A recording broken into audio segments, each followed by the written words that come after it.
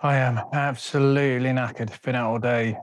Big hike up from Glossop to the B29 Overexposed Wreckage, up at the top of the peaks. Good day out, man. So it started for me like this. Another glorious day in Salford. Looking like the weather's going to be great, and it was. It was red hot, but I had an early start, and this is where it ended. Top of the peak district by high shell stones. The wreckage is kind of spread over the hillside. I think in 1948 you had 19 American airmen lost their lives when they crashed into the hillside, and there's still quite a good bit of wreckage spread across the site. It's an interesting walk up, and it's an interesting place to explore when you get there. I set out with my main man Adrian. He was great company. He asked me to promise I'd try not to give him too many chins in the footage, and I think he's done great. He's worked out well. We set out from Glossop, nice easy train ride from Manchester to Glossop. Here's the most interesting part of Glossop. You've got a Wetherspoons, you've got a Mountain Warehouse, and you've got an M&S. What more do you need? After a bit of faff and moving through the suburban bits of Glossop, you end out on a lovely little country trail. I think this is the best thing about this route rather than the more popular one up Edale. It's really picturesque, especially on a sunny day. I'm just about to go past a house that gives me a lot of property envy. A lovely little building just on the left here. And once you get past this, you're pretty much out in the wilds. You might see a few hikers, not so many on this particular side of the peak, but you're not going to come across much more civilization for the rest of the walk. But you do get some great views.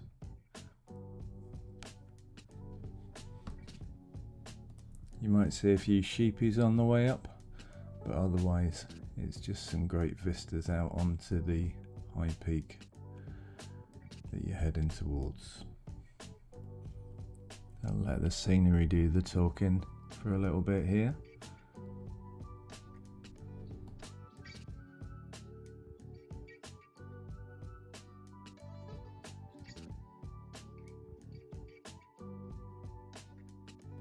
Me and Adrian chilling halfway up to the B29 crash site at the top of the Peak District. How are you finding the climbing, buddy? Yeah, it's really good. Yeah, I'm enjoying it. It's good company. It's fucking hot though, isn't it? Red as, absolutely red as. So the views are still pretty great here. You can see out across towards Manchester. Great view of the hills. Before long, you head up towards the peak. It's about 660 meters, thereabout. Nice little marker stone at the summit. And we took an opportunity to pop the drone up to get some snaps. Always a little nervous running my drone up in places like this.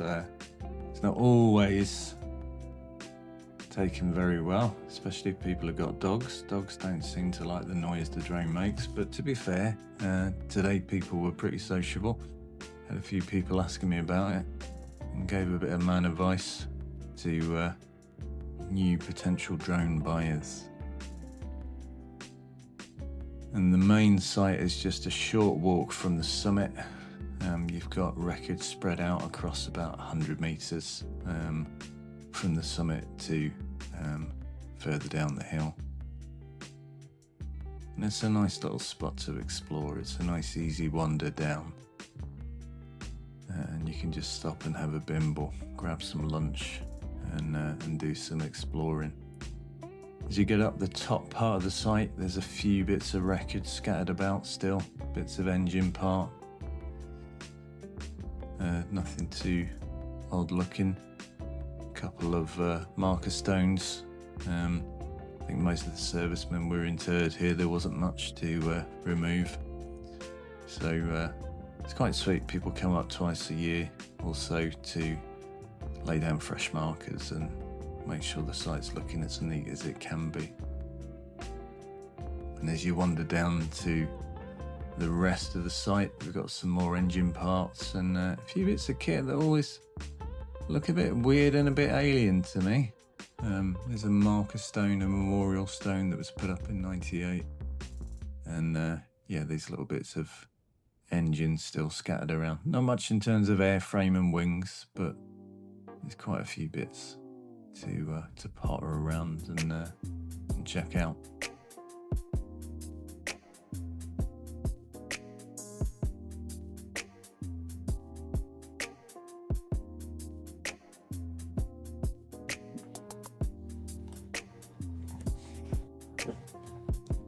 So we stopped here for about 45 minutes, getting some footage, having a wander, having an explore, catching some rays. Definitely had some red skin on the way home.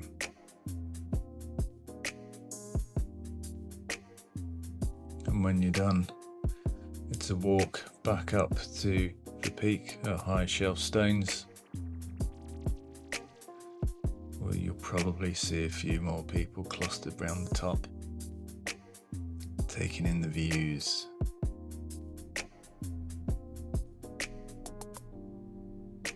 Set back off down the pathway past I usually come back down via Doctor's Gate, and like I said, I prefer this walk. The route up from Edale to Kinderscout up past Jacob's Ladder, it's a historic walking route, but it's also pretty busy and it can be pretty bleak. A lot of the top of the peaks can be quite drab, especially later on in the year, or if there's a lot of rain or a lot of mist. I find this little sidewalk down through Glossop, it's a bit quieter, you get a bit more peace, and there's a little bit more to see. It's just a nicer walk. I enjoy it anyway. And if you get a chance, check this route out. You can park up around Snakes Pass, or you can get public transport, or you can park up through to Glossop and take the long walk up past Doctor's Gate, or do a little loop. The loop we took today took about 4 or 5 hours, about a 12-mile route, and it's a nice walk. Thanks to my main wingman Adrian for the company and the random chat today, and thanks for checking this video out. See you at the next one.